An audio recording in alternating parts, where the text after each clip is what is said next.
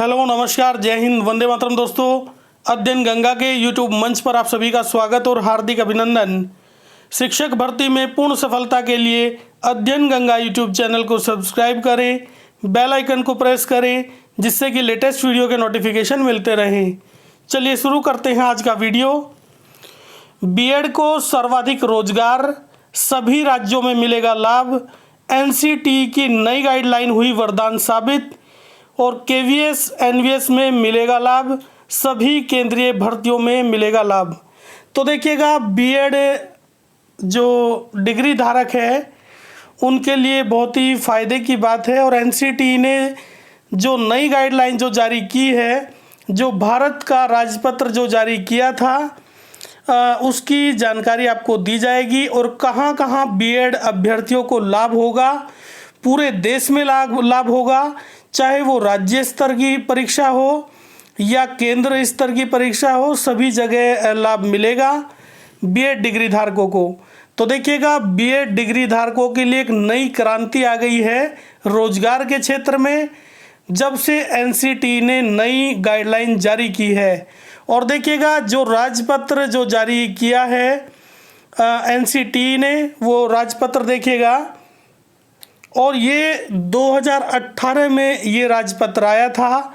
और जब से ये राजपत्र आया है तब से क्या क्या बदलाव हुए, अभी हाल ही की भर्तियों में यूपी में 69,000 शिक्षक भर्ती में क्या लाभ हुआ, आगामी भर्तियों में क्या लाभ होगा, किन किन भर्तियों में लाभ मिलेगा बीएड अभ्यर्थियों को, इस वीडियो में आपको जानकारी दी जाएगी।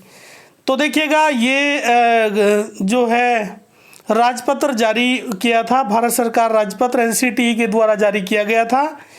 और इसमें देखिएगा, निःशुल्क एवं अनिवार्य बाल शिक्षा अधिनियम 2019 की धारा 23 की उपधारा फर्स्ट द्वारा प्रदत्त शक्तियों का प्रयोग करते हुए और स्कूली शिक्षा और साक्षरता विभाग, मानव संसाधन विकास मंत्रालय, भारत सरकार द्वारा जारी दिनांक 31 मार्च 2010 की अधिसूचना क्रम संख्या ये के अनुसरण में राष्ट्रीय अध्यापक शिक्षक परिषद एतद द्वारा इस अधिसूचना की तिथि में पुनः अधिसूचना संख्या ये एनसीटीई दिनांक 23 अगस्त 2010 को भारत सरकार के राजपत्र असाधारण भाग 3 अनुच्छेद 4 दिनांक 25 अगस्त 2010 को प्रकाशित अधिसूचना में निम्नलिखित संशोधन करते हुए अधिसूचना जारी करती है।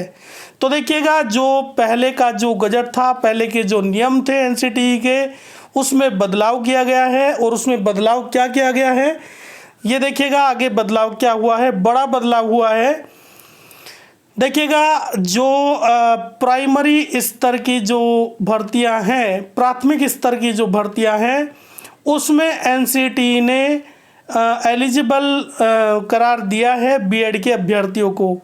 क्योंकि जैसे उत्तर प्रदेश में भी आपने देखा होगा 68,500 जो भर्ती हुई थी, उसमें बीएड के अभ्यर्थी शामिल नहीं हुए थे। लेकिन 2018 में जो गाइडलाइन जारी की एनसीटीई ने, उसके बाद में बीएड के अभ्यर्थी पूरे देश में सभी राज्यों में और केंद्र सरकार के जितने भी संस्थान हैं, चाहे वो केवीएस हो या एनवीएस हो, नवोदय विद्यालय संगठन हो या केंद्रीय विद्यालय हो, सभी जगह प्राथमिक स्तर पर जो परीक्षा होगी उसमें शामिल कर लिया गया है बीएड के अभ्यर्थियों को। पहले बीएड के अभ्यर्थी प्राइमरी स्तर पर शामिल नहीं होते थे और बीएड के जो अभ्यर्थी हैं वो जूनियर स्तर पे, माध्यमिक स्तर पे शामिल होते थे, चाहे वो 6 से 8 स्तर की परीक्षा हो और चाहे वो टीजीटी का एग्ज़ाम हो या पीजीटी का एग्ज़ाम हो, वहाँ पे बीएड डिग्री धारक एलिजिबल थे पहले से ही, अब भी हैं।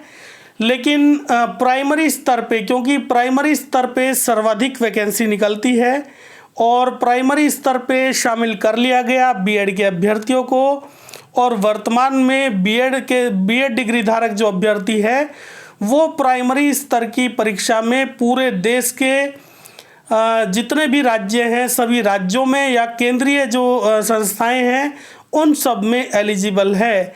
एनसीटीई ने जब से ये गाइडलाइन जारी की है तब से बीएड के अभ्यर्थियों के लिए ये वरदान साबित हुई है, बीएड डिग्री धारकों के लिए वरदान साबित हुआ है। और देखिएगा क्या दिया गया है इसमें, जो पहले जो एलिजिबिलिटी जो क्राइटेरिया था वो केवल उसमें बीएड शामिल नहीं था, लेकिन बाद में बीएड शामिल कर लिया गया। तो देखिएगा अब वर्तमान में उपरोक्त अधिसूचना में पैरा फर्स्ट उपपैरा फर्स्ट अनुच्छेद ए में शब्दों और कोष्ठकों के बाद स्नातक तथा प्राथमिक शिक्षा में 2 वर्षीय डिप्लोमा चाहे किसी भी नाम से जाना जाता हो निम्नलिखित को शामिल किया जाएगा।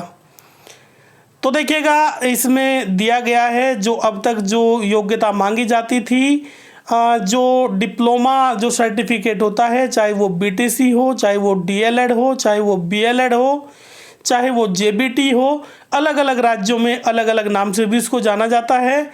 तो वो अभ्यर्थी एलिजिबल थे पहले, अब भी वो एलिजिबल है, लेकिन साथ में बीएड के अभ्यर्थियों को भी जोड़ा गया है। और देखिएगा अथवा यहाँ पे लिखा हुआ है 50% अंकों के साथ स्नातक तथा शिक्षा स्नातक बीएड। देखिएगा 50% मार्क्स के साथ में ग्रेजुएशन लेवल पर आपके 50% मार्क्स होने चाहिए और साथ में आपका बीएड होना चाहिए। तो ऐसे अभ्यर्थी प्राइमरी स्तर की जो परीक्षा है उसके लिए एलिजिबल है एनसीईटी के इस नई अधिसूचना के द्वारा, नई गाइडलाइन के द्वारा। तो देखिएगा 50% जो प्रतिशत अंकों का जो है मानक, ये भी सभी राज्यों में नहीं है। सभी राज्यों में जो अलग अलग समय पे एनसीईटी के द्वारा बीएड के लिए जो योग्यता निर्धारित की गई है उसी योग्यता के अनुसार ही वो मांगा जाएगा। तो देखिएगा वैसे लिखा हुआ है 50% अंकों के साथ स्नातक तथा शिक्षा स्नातक बीएड, लेकिन हर स्टेट में अलग अलग जो योग्यता के आधार पे बीएड कराया गया है। जैसे उत्तर प्रदेश में अभी जो टीईटी का एग्ज़ाम हुआ था या उसके बाद में जो सुपर टेट का एग्ज़ाम हुआ, उसमें योग्यता जो मांगी गई थी वो या तो ग्रेजुएशन हो या फिर पोस्ट ग्रेजुएशन हो, वहाँ पे स्नातकोत्तर का भी ऑप्शन दिया गया था। इसके साथ में जो अभ्यर्थी ऐसे हैं जो अनुसूचित जाति, अनुसूचित जनजाति या ओबीसी के जो कैंडिडेट हैं, जो आरक्षित वर्ग के जो कैंडिडेट हैं, उनको भी उसमें 5% का लाभ दिया गया है। तो ये योग्यता रहेगी, यानी बीएड को शामिल कर लिया गया है। लेकिन बीएड जो डिग्री धारक हैं प्राइमरी स्तर की परीक्षा में अगर वो सफल होते हैं, प्राइमरी स्तर की परीक्षा में सफल होने के बाद उनको 2 वर्ष के अंदर एक ब्रिज कोर्स भी करना होगा। 6 माह का एक ब्रिज कोर्स अनिवार्य है, यानी सिलेक्शन होने के बाद 2 वर्षों के अंदर उनको एक ब्रिज कोर्स करना भी अनिवार्य है, जिसको गवर्नमेंट कराएगी। तो ये योग्यता है बीएड डिग्री धारकों के लिए, बड़ी खुशखबरी है बीएड डिग्री धारकों के लिए। और जब एनसीटी ने 2018 में ये लागू किया, उसके बाद भी कुछ संस्थाओं ने, कुछ राज्यों ने ये योग्यता में शामिल नहीं किया और बीएड डिग्री धारकों को मौका नहीं मिला। लेकिन बाद में कोर्ट में भी ये बात गई और यूपी के अंदर भी कोर्ट में ये गई और उसके बाद में शामिल कर लिया गया इन अभ्यर्थियों को जिन्होंने बीएड किया हुआ है, स्नातक और बीएड किया हुआ है। ऐसे अभ्यर्थी भी प्राइमरी स्तर पर एलिजिबल है। और अभी वर्तमान में और भविष्य में जितनी भी वैकेंसी आ रही है या आने वाली है, उन सभी वैकेंसियों में जो प्राथमिक स्तर की है, चाहे वो केंद्रीय हो, केंद्रीय विद्यालय संगठन से संबंधित हो, या नवोदय विद्यालय की वैकेंसी हो, या सैनिक स्कूल की वैकेंसी हो, या अलग अलग राज्यों की वैकेंसी हो, या डीएसएसबी के अंतर्गत जो प्राइमरी स्तर की जो वैकेंसी है, इन सभी में बीएड अभ्यर्थियों को शामिल किया जाएगा। यानी बीएड अभ्यर्थियों के लिए बड़ा मौका है और काफ़ी तादाद भी बीएड अभ्यर्थियों की है पूरे देश में। और पूरे देश में काफ़ी पद प्राइमरी स्तर के खाली हैं, लगभग 6 लाख से ज़्यादा पद पूरे देश में अगर देखा जाए वर्तमान में आवश्यकता है प्राथमिक स्तर पे। और अध्यापकों की काफ़ी कमी है पूरे देश के अंदर। और प्राथमिक स्तर पे जब से बीएड अभ्यर्थी शामिल हुए हैं तो बड़ा लाभ इनको हुआ है। और बीएड को सबसे ज़्यादा बेनिफिट होगा, सबसे ज़्यादा अभ्यर्थी बीएड के सफल होंगे, क्योंकि जिन्होंने डीएलएड किया है या बीटीसी किया है वो प्राथमिक स्तर या जूनियर स्तर का ही एग्ज़ाम दे पाएंगे। लेकिन जो बीएड के अभ्यर्थी हैं वो प्राथमिक और जूनियर के साथ में टीजीटी का एग्ज़ाम दे सकते हैं, और अगर उन्होंने पीजी किया है तो पीजीटी का एग्ज़ाम भी दे सकते हैं। तो उनके लिए काफ़ी अवसर हैं और प्राथमिक स्तर पे भी उनको शामिल कर लिया गया है। तो बीएड डिग्री धारकों के लिए बड़ी खुशखबरी है, सभी राज्यों में इसका लाभ मिलने वाला है। और जब से एनसीटीई की गाइडलाइन जारी हुई है ये बीएड अभ्यर्थियों के लिए वरदान साबित हुआ है।